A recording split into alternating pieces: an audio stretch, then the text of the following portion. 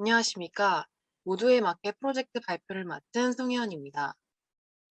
다음은 목차로 서비스 소개, 스택 소개, 기능 지원, 팀원 소개와 질의응답 순서로 진행될 예정입니다. 모두의 마켓은 합리적이고 알뜰한 소비 활동을 위해 동네를 기반으로 한 공동구매 플랫폼입니다. 평소에 마트에서 혹은 생활용품관을 쇼핑하면서 어, 한 개만 사는 것보다 여러 개를 한꺼번에 사는 게 더 합리적이고 싸잖아 라고 느껴보셨거나 할인을 많이 하길래 대량으로 구매했다가 결국 나중에는 다 쓰지 못하거나 먹지 못하고 버리게 된 경험들이 있으실까요? 그런 경험이 한 번이라도 있었다면 모두의 마켓을 적극 소개해드리고 싶습니다. 모두의 마켓에서는 동네를 기반으로 가까이 사는 이웃들과 필요한 물품들을 공동 구매할 수 있도록 도와줍니다. 동네를 기반으로 할 뿐만 아니라 원하는 카테고리별로 다양한 물품들을 나누어 공동 구매를 찾아볼 수도 있습니다. 공구를 참여하고자 한다면 참여하기 버튼을 눌러 참여가 가능하며 언제든지 취소도 가능합니다. 만약 원하는 공구글이 없다면 직접 공구글을 작성해 사람들을 모으는 것도 모두의 마켓을 활용할 수 있는 방법 중 하나입니다. 참여하기 전에 공구에 대해서 자세히 알고 싶거나 궁금한 점이 있다면 채팅하기를 참여해 언제든지 작성자에게 문의를 남길 수도 있습니다. 연락처나 개인정보에 대한 노출 없이 오로지 모두의 마켓으로만 소통이 가능하며 걱정 없이 서비스를 이용하실 수 있습니다. 그렇다면 알뜰살뜰한 소비 활동으로 이끌어주는 모두의 마켓은 어떤 기술 스택을 사용하여 만들어졌을까요? 모두의 마켓은 리액트 앱으로 다양한 라이브러리들을 사용하고 있습니다. 우선 프론트엔드에서는 자바스크립트, HTML, 리덕스, 악쇼스, 스타일드 컴포넌트를 사용했습니다. 자바스크립트를 사용해 컴포넌트를 작성하였고, 리덕스를 사용해 프로젝트에 필요한 전반적인 상태들을 관리했습니다. 그리고 스타일드 컴포넌트를 사용해 컴포넌트 단위로 스타일을 적용했으며 재사용성을 높이고자 했습니다. 백엔드에서는 Node.js 서버를 기반으로 JSON 웹 토큰을 사용해 사용자 권한 부여 및 인증에 활용했습니다. DB로는 NoSQL인 몽고DB를 사용했고, 몽고DB의 컬렉션 관리에 용이한 몽구스도 같이 사용했습니다. 모두의 마켓 프로젝트가 NoSQL인 몽고DB를 선택한 이유는 실시간 소켓 IO가 적용되는 세팅을 구현할 때 SQL로 구현하기에는 기능이 맞지 않다고 판단되었기 때문입니다. 그리고 비밀번호 암호화를 위해 비크립트를 사용하였으며 멀터를 사용해 S3에 이미지를 등록하는 등 다양한 기술을 프로젝트에 적용시켜 최적의 기술들을 활용하고자 했습니다. 이런 기술들을 적용시켜 만든 모두의 마켓은 어떤 모습이며 어떻게 사용할 수 있을까요? 지금부터 자세히 그 기능들에 대해 하나씩 소개해드리고자 합니다. 우선 처음 홈페이지를 방문하면 마주하게 될 모습입니다. 모두의 마켓이 어떤 서비스를 제공하고 있는지에 대해 설명해주고 있으며 처음 이 서비스를 사용하는 사람이라면 홈페이지의 귀여운 일러스트들과 간단한 설명들을 읽으며 어떻게 사용해야 할지를 간략하게 예측해 볼 수 있습니다. 모두의 마켓 서비스를 온전히 마음껏 즐기기 위해서는 회원가입이 필요합니다.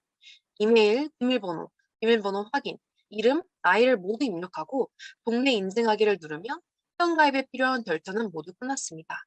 동네 인증하기는 현재 어느 위치에 있는지에 따라 현재 위치의 행정동으로 동네를 설정해 줍니다. 회원가입을 모두 마치고 나면 가입했던 이메일과 비밀번호를 로그인하여 서비스를 누리시면 됩니다. 만약 소셜 계정으로 회원가입을 하고 싶다면 깃허브 계정이나 카카오 계정을 사용하실 수 있습니다. 다음은 깃허브 계정으로 회원가입을 하게 된다면 확인하실 수 있는 페이지입니다. 이름과 나이는 필수 입력이므로 깃허브 계정 인증을 마친 후에는 필수적으로 추가적인 정보를 따로 입력해 줘야 합니다. 이를 모두 입력하고 나면 마찬가지로 회원가입과 로그인 모두가 가능하게 됩니다. 카카오 계정도 깃허브 계정과 마찬가지로 카카오 계정으로 로그인한 다음 추가 정보를 입력해 회원가입을 완료하고 모두의 마켓에 로그인할 수 있습니다. 마이 페이지로 가보면 카카오 계정 정보가 들어와 있는 걸 확인해 볼 수 있습니다.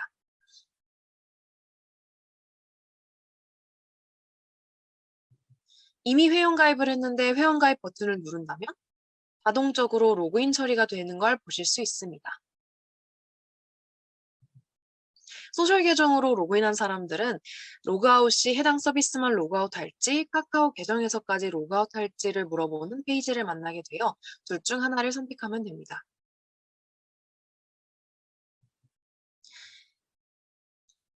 원하는 공구글이 없을 때 작성한 공구글들은 마이 페이지에서 모두 모아보실 수 있습니다. 마찬가지로 참여하기로 한 공구글들 역시 참여하기 버튼을 눌렀다면 마이 페이지에서 내가 참여한 공구글 보기 탭에서 확인이 가능합니다. 화면을 보시면 참여하기를 누른 후에 마이 페이지로 들어갔을 때 내가 참여한 공구글 목록에 나와 있는 것을 확인하실 수 있습니다. 그 다음 마이 페이지 기능 중 하나인 내 정보 수정하기는 내 정보 수정하기를 통해 사용자의 프로필 이미지를 설정할 수도 있으며 비밀번호를 변경하실 수도 있습니다.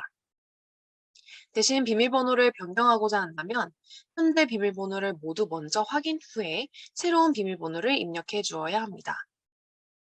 화면에 보시는 것과 같이 프로필 사진을 선택하고 업로드할 시 수정이 완료되며 프로필 사진이 변경되는 것을 확인하실 수 있고요. 수정하기를 누른 다음에 비밀번호를 변경하기 위해서는 비밀번호 변경하기 버튼을 눌러 비밀번호 확인을 따로 진행해 주는 방법으로 새로운 비밀번호를 설정할 수 있습니다.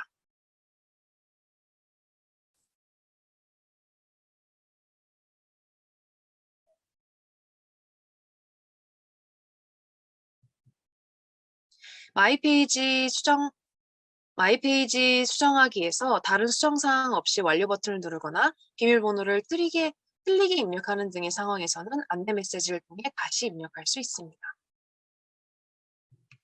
아쉽지만 만약 더 이상 모두마켓을 이용하고 싶지 않다고 느꼈다면 마이페이지 수정하기에서 역시 탈퇴가 가능합니다. 다음은 공구글에 대해 설명해 드리겠습니다. 공구가 너무 많아 어떤 공구를 어디서부터 찾아야 할지 모를 때 공구 검색하기 기능을 통해 공구를 찾아볼 수 있습니다. 또는 직접 검색하는 이외에도 카테고리를 선택해 필요한 카테고리 품목에서도 검색이 가능합니다. 화면에 보시는 것과 같이 카테고리를 선택하면 해당 카테고리만 필터하여 사용자에게 보여집니다. 공구 게시글을 등록하는 상황입니다. 공구를 찾아봤는데도 원하는 공구글이 없거나 내가 진행하고 싶은 공구가 있다면 언제든지 등록이 가능합니다. 공구글을 등록할 때는 어떤 공구를 진행할 건지 간략하게 담은 제목을 적고 공구를 하고자 하는 물품에 대해 사진을 선택할 수 있습니다. 카테고리를 설정하고 상세 설명도 자세히 작성해 주어야 공구를 참여하는 사람들에게 혼란을 줄여줄 수 있습니다. 또한 몇 명을 최소 참여 인원으로 할지를 정하고 어느 위치에서 만나 물품을 나눠줄 것인지 등에 대해서도 모두 작성해 주어야 합니다. 모든 게 완료되면 공구글이 등록되는 것을 보실 수 있습니다. 현재 나의 동네에 올라온 공구글들을 확인해 볼 수 있습니다. 현재 내가 망원동으로 동네 인증이 되어 있다면 망원동 사람들이 등록해둔 공고 게시글을 확인해 볼 수 있습니다. 만약 작성한 공구글을 수정해야 한다면 등록할 때 작성했던 값들을 전부 새롭게 다시 수정할 수 있습니다. 수정하기를 마무리하고 난 다음에는 수정한 화면이 그대로 공구글에 적용되는 것을 보실 수 있습니다. 공구글을 더 이상 게시하고 싶지 않다면 작성자에 한해 해당 공구글을 삭제할 수 있습니다. 만약 작성자가 아니라면 수정하기와 삭제하기 버튼은 볼 수 없어 수정이나 삭제 권한은 없습니다.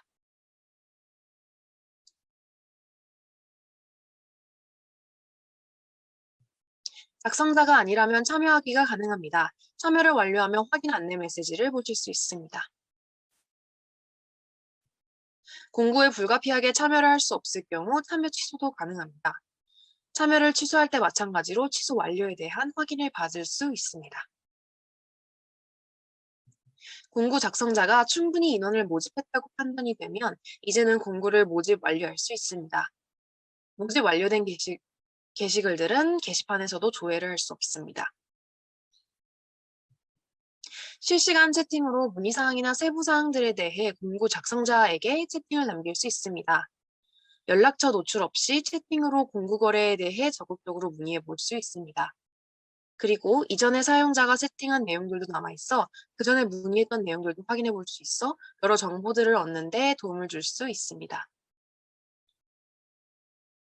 모두의 마켓을 어떻게 사용할지에 대해 알아봤다면 이제는 이런 서비스를 만드는 팀원들에 대해 소개해 드리고자 합니다. 프론트엔드와 팀장을 맡아주신 권형원 님입니다. 어떤 기능을 구현하셨는지는 화면에 보시는 설명을 참고해 주시기 바랍니다. 그리고 프론트엔드와 발표를 맡은 저 손혜원입니다. 마찬가지로 기능은 다음과 같이 구현한 것을 확인해 보실 수 있습니다.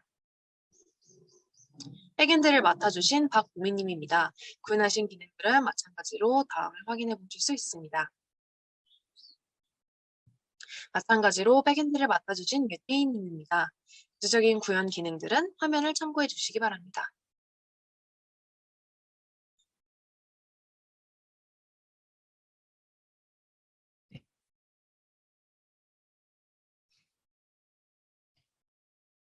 마지막으로 저희 프로젝트에 대해 궁금증을 느끼시는 부분들에 대해 답변해 드리는 시간을 가지고자 합니다.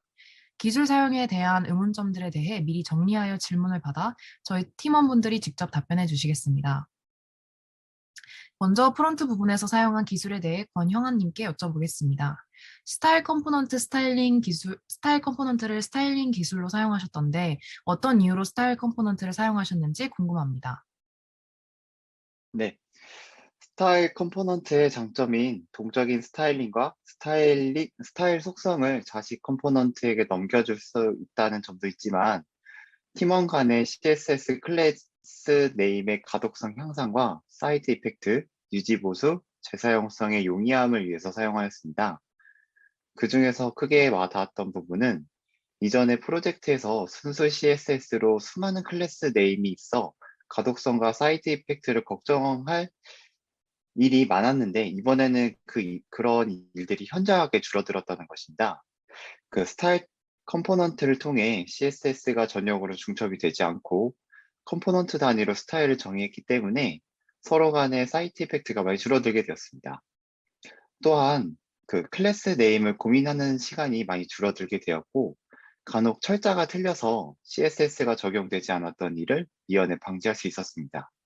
또한 수정이나 삭제, 유지, 보수가 매우 간편했습니다. 앞서 말씀드렸듯 수정할 CSS를 찾기 위해서 파일이 어디에 있는지 하나하나 찾아보는 것은 매우 비효율적인 일이었습니다.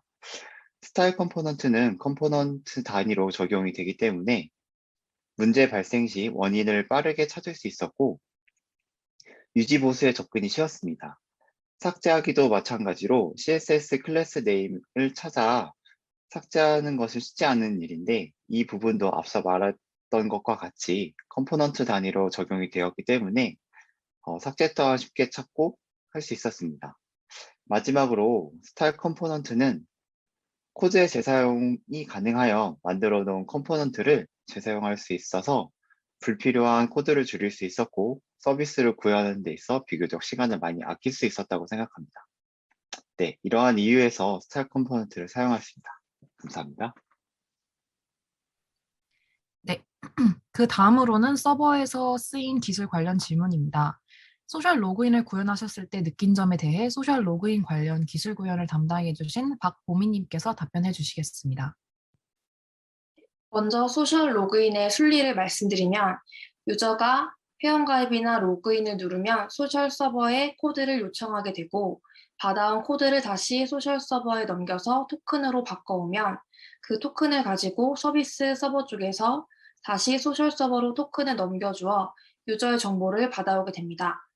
그러면 그 유저의 정보를 기반으로 서비스 자체 토큰을 발급하여서 프론트로 전달하고 사용자의 회원가입과 로그인을 처리하게 되는 순리입니다.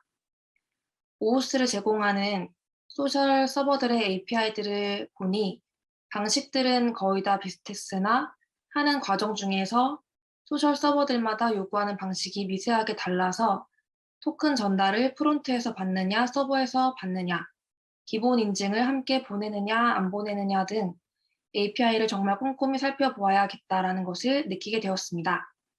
평소에 편리하게 사용만 하던 소셜 로그인 기능을 직접 구현해보며 너무 즐거운 시간이었습니다. 감사합니다. 마지막으로 서버를 담당해주신 유태희님께 질문입니다. 이미지 업로드를 서버 폴더가 아닌 AWS의 S3에 올리는 방식으로 해주셨는데 이와 관련해 답변 부탁드리겠습니다. 네, 구현 초기에는 서버에 이미지가 저장되는 폴더를 생성하여 그 폴더에 이미지가 저장되도록 구현하였습니다. 하지만 회의 시간에 서버에 과부하가 올 수 있다는 문제가 제기되어서 그에 대한 방법으로 S3에 이미지를 업로드해서 저장하자는 방안이 나왔습니다. 구현 방법으로는 클라이언트에서 서버에 이미지를 전달하면 먼저 서버 이미지 저장 폴더에 이미지를 저장 후 서버에서 S3에 이미지를 업로드합니다. 만약 S3에 이미지가 정상적으로 업로드되면 서버 폴더에 저장된 이미지가 삭제되고 S3에 이미지가 업로드되지 않으면 서버에 남습니다.